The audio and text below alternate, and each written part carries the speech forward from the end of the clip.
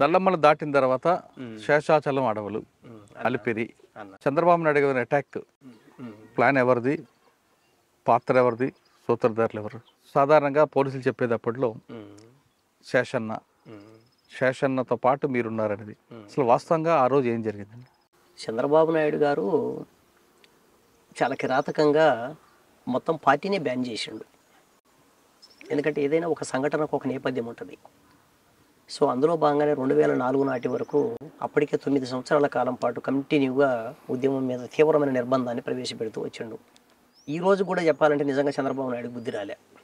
నిన్న పల్నాడు సభలో మాట్లాడుతున్నాడు, తీవ్రవాదులను అణిసివేసిన చరిత్ర పార్టీకి ఉంది అని. అసలు తీవ్రవాద సమస్యని, నక్సలైట్ సమస్యను ఈ రోజుకు కూడా చంద్రబాబు నాయుడు గారు శాంతి భద్రతల సమస్యగా చూస్తున్నాడు తప్ప సామాజిక, ఆర్థిక, రాజకీయ సమస్యగా దీన్ని పరిగణించటం లేదు. తీవ్రవాదులు వేరు, నక్సల్స్ వేరు కదా. అంటే ఆయన లెక్కల్లో తీవ్రవాదులు అంటే నక్సలైట్లే. ఆయన పదార్థంలో, ఆయన అంతరార్థంలో, మనసులోని మాట తీవ్రవాదులు అంటే నక్సల్స్ అనే. నక్సల్స్ అనేది ట్రీట్ చేయడంలే ఆయన. నక్సల్స్ అన్నది శాంతి భద్రతల సమస్య కాదు కదా. సమస్య కాదు, శాంతి భద్రతల సమస్య కానే కాదు. అదే మనం చెప్తుంది. రాజశేఖర రెడ్డి గారు అధికారంలోకి వచ్చిన తర్వాత నక్సలైట్ సమస్య సామాజిక సమస్య అన్నాడు. సామాజిక సమస్య నేను పరిష్కరిస్తాను అన్నాడు. సో చంద్రబాబు నాయుడు గారు ఘంటాపదంగా ఆయన ఫిలాసఫీలో భాగంగానే నక్సలైట్ సమస్య అనేటువంటిది హింసాత్మకమైన సమస్య ఆయన లెక్కల్లో. సమాజంలో ఒక ప్రమాదకారులు సమాజానికి. కాబట్టి నక్సలైట్ సమస్యను శాంతి భద్రతల సమస్యగానే పరిగణించాలి, హింసతోనే అణిసివేయాలి. ఇది ఫిలాసాఫికల్గానే ఆయన నక్సలైట్ సమస్యను వ్యతిరేకిస్తున్నాడు.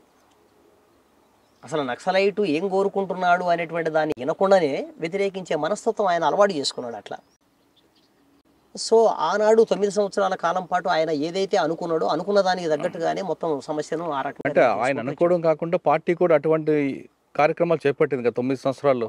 రాజకీయ నాయకులని మీద దాడులు చేయడం, ప్రభుత్వ ఆస్తులను దగ్ధం చేయడం అనేది. మరి అది అప్పట్లో లాండ్ ఆర్డర్ సమస్యగానే ఆయన పరిగణించుకోవడము. వాస్తవంగా అప్పటికి పార్టీ ఉధృతమైనటువంటి పరిస్థితుల్లో ఆర్గనైజేషన్ బిల్డప్మెంట్ అనేటువంటిది ఆ స్థాయిలో ఉంది కాబట్టి అనేక రకాల పోరాటాలు ముందస్తుకు వచ్చినాయి. వచ్చినప్పుడు దాన్ని ఇప్పుడు రాజకీయ పార్టీగా తెలుగుదేశం పార్టీ ఎట్లా అర్థం చేసుకుంటుంది అనేటువంటిది తర్వాత సంగతి. ప్రజలు వాళ్ళ అవసరం కోసము, వాళ్ళ ఆధిపత్యం కోసము, వాళ్ళ రాజ్యాధికారం కోసము, వాళ్ళకు ఉన్నటువంటి రకరకాల సమస్యలు పరిష్కరించడంలో భాగంగా వాళ్ళ పోరాటాన్ని ముందుకు తీసుకుపోతారు. అందులో భాగంగా అడ్డం వచ్చినటువంటి వాళ్ళను 1కి 4 సార్లు హెచ్చరిక చేస్తూ ఉన్నారు, అట్లా ముందుకు తీసుకెళ్ళిండ్రు. సో ఈ క్రమంలోనే ఆయన మొత్తం పార్టీని బ్యాన్ చేసి పార్టీ మీద ఇది చేసిండు. తర్వాత చంద్రబాబు నాయుడు గారిని ఖచ్చితంగా ఆయన మీద యాక్షన్ చేయాలని చెప్పేసి అని, అది సెంట్రల్ కమిటీ తీర్మానం, స్టేట్ కమిటీ కాదు. స్టేట్ కమిటీకి సంబంధించిన ప్రతిపాదనతోన, సెంట్రల్ కమిటీ ఆమోదంతోన జరిగినటువంటి తీర్మానం. ఎప్పుడు అంటే సెంట్రల్ కమిటీ నిర్ణయం ఎప్పుడు తీసుకుంది, ఎన్ని రోజులు రెక్కీ చేస్తే ఆ కార్యక్రమం స్టార్ట్ అయింది? 2003 సంఘటన. ఓకే, అక్టోబర్లో. దానికంటే 6 నెలల ముందు పార్టీ తీర్మానం అనేది చేసింది. అంటే కేవలం అలిపిరి అనుకున్నారా, ఇంకే వేరే ప్లేస్ కూడా డిసైడ్ అయింది? అలిపిరినే ప్రధానం. ఇంకా అలిపిరితో పాటు వేరే చోట కూడా అనుకున్నారు, కానీ అది తర్వాత కాలంలో అది మిస్ అయిపోయింది. అలిపిరినే బేస్ చేసుకొని 6 నెలల ముందు నుంచి దాని మీద రెక్కి రకరకాలు ఇవన్నీ కూడా నడిచినాయి.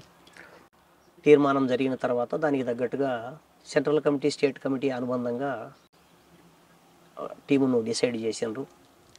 అందులో ఒక 6 మందితో కూడినటువంటి టీము. వాళ్ళు ఏదో పేర్లలో అలిపిరికి సంబంధించిన కేసులలో చాలా మందిని చూయించుకుంటూ దగ్గర 32 మందిని ఎంతమందిని చూయించుకుంటూ వచ్చిండ్రు, కానీ అది ఎంత ఒట్టి మాటలు.